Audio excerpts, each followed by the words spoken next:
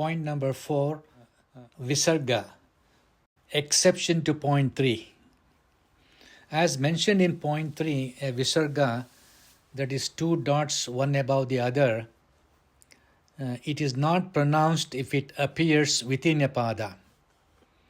But the Visarga is pronounced if it is followed by the letter Ksha.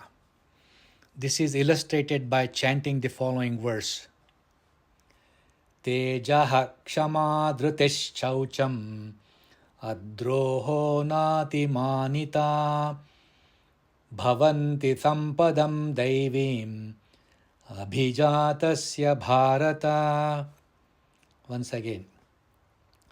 Tejaha kshama dhrutischaucham adroho nati manita bhavanti sampadam daivim abhijatasya bharata.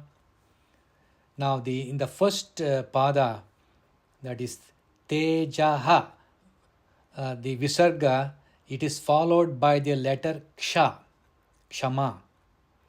Therefore the visarga must be pronounced.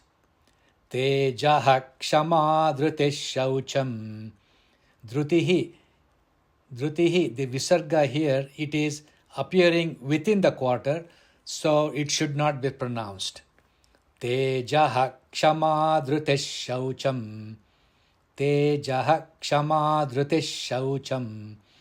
Adroho nati manita bhavanti sampadam daivim abhijatasya bharata.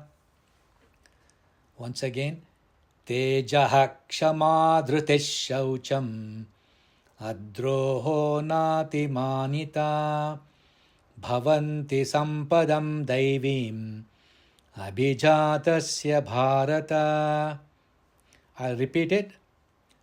The visarga on tejaha, it is followed by the letter ksha, that is kshama. So tejaha, it should be pronounced tejaha, not teja kshama. Tejaha kshama dhrutischaucham.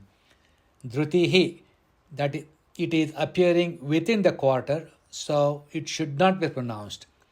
Tejaha kshama dhrutischaucham adroho nati manita bhavanti sampadam daivim abhijatasya bharata.